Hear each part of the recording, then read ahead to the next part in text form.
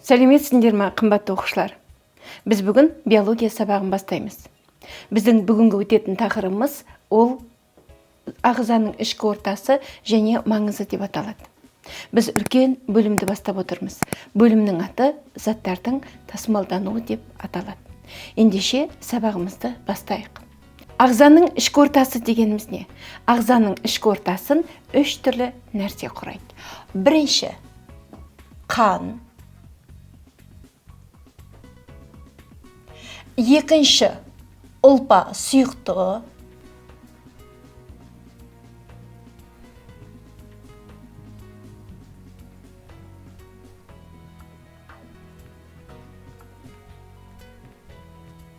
Үшінші, лимфа.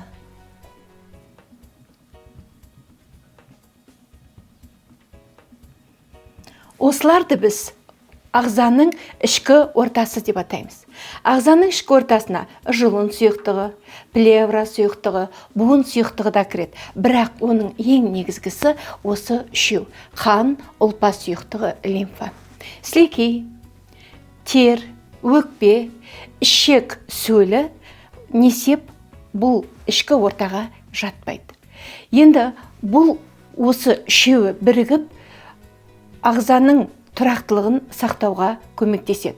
Яғни осы үшеуінің нәтижесінде ағзада түрлі әрекеттер жүреді. Яғни бұлардың қызметі қандай қызмет атқарады? Бірінші, дене жасушаларына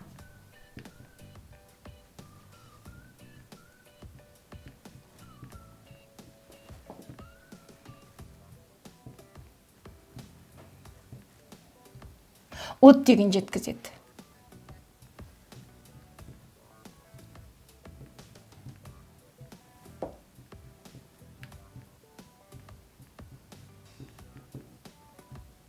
Екінші қызметі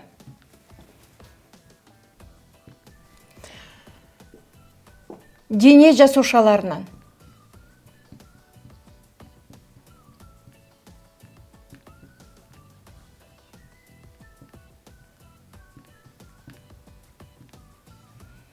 көмір қышқыл газын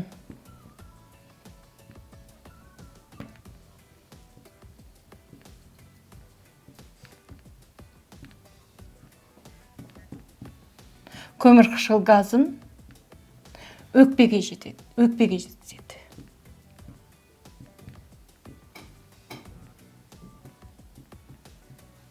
Үшінші қызметі, яғни зат алмасудың соңғы өнімдерін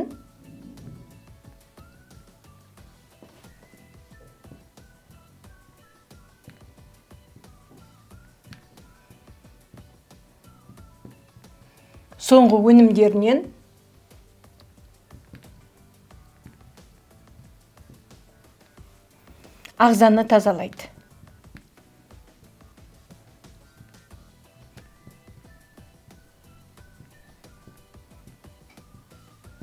Міне балалар, сонда ағзаның ішкі ортасы осылай үш түрлі қызмет атқарады. Яғни бірінші, дене жасушаларына оттегін жеткізеді.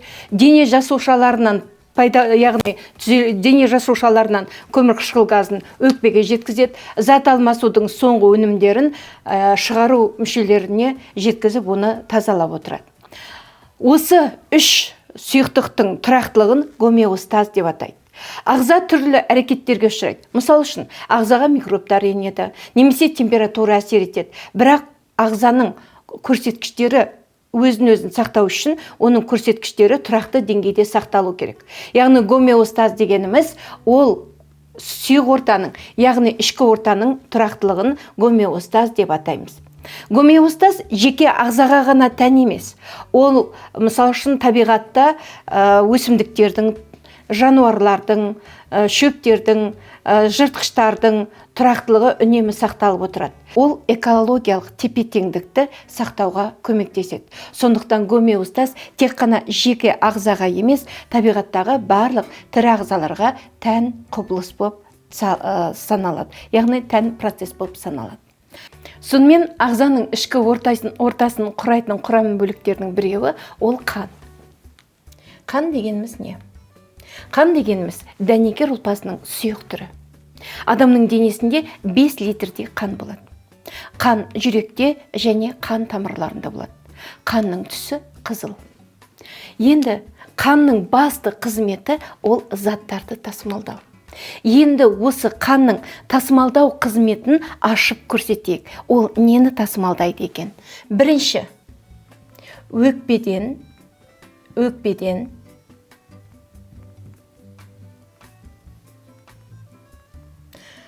яғни оттегіні жасушаларға, жасушалардан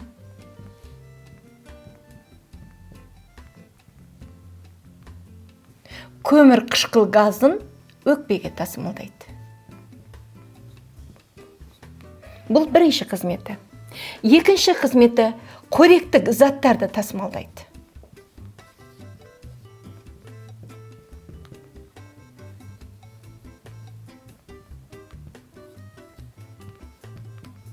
Есімізге түсірейік, қоректік заттар бізде қай жерде қанға сіңетін еді? Ас қорытуда қоректік заттар, яғни жеген тамағымыз ас ішектің бүрлері арқылы қанға өтетін. Сол жерден бастап дене жасушаларына тасымалданады. Үшінші, зат алмасудың соңғы өнімдерін тасымалдайды.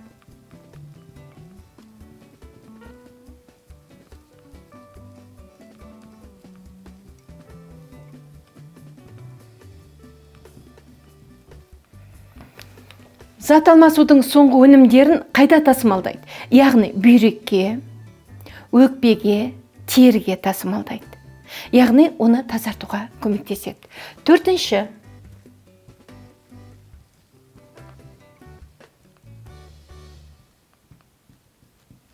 гормондарды тасымалдайды.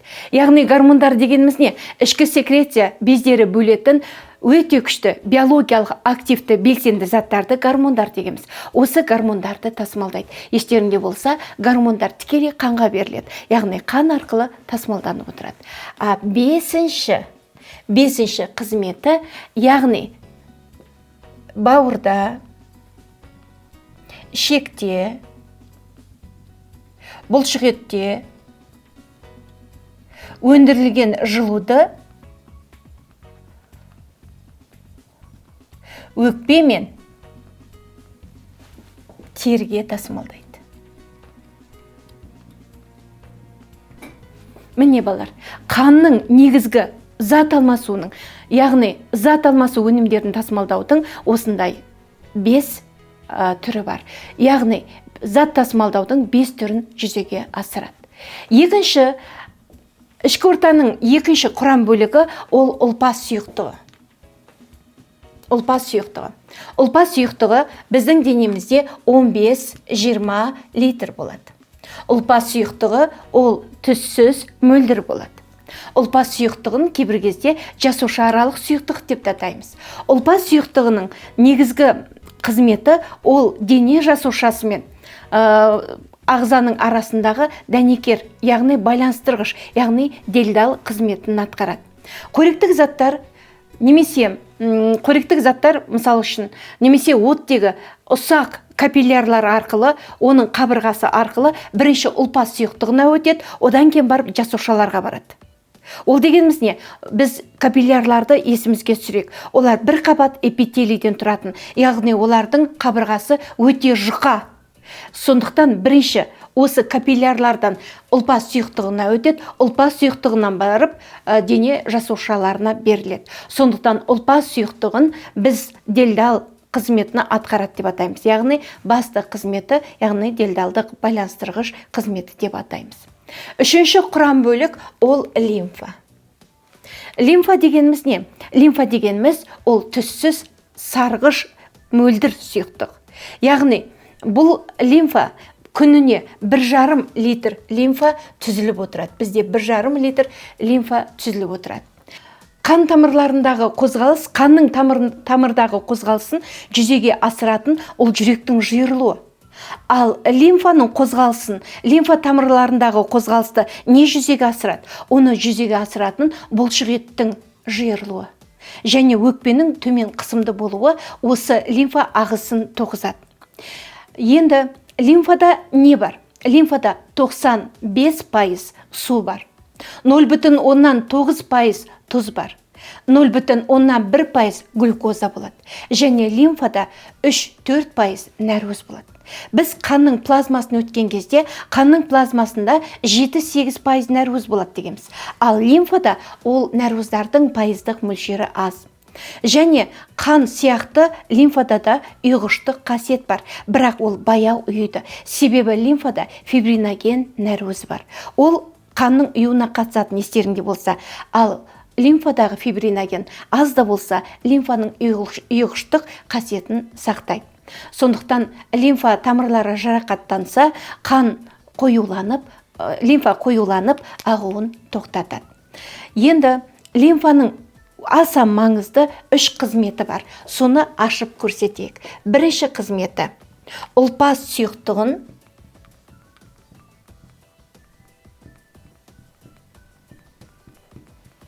қанға кері қайтарады.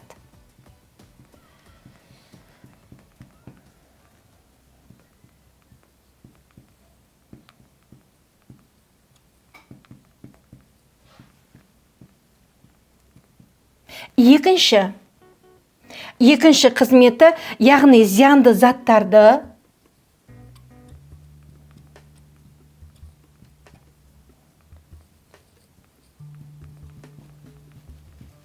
бөгде денелерді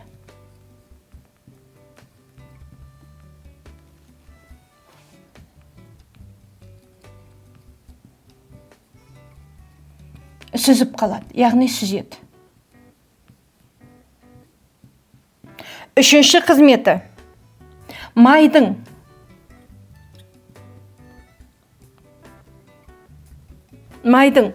өнімдерін сіңіреді. Яғни, ол дегеніміз не? Яғни, аш ішектің бүрлері арқылы майды сіңіруге қатысады.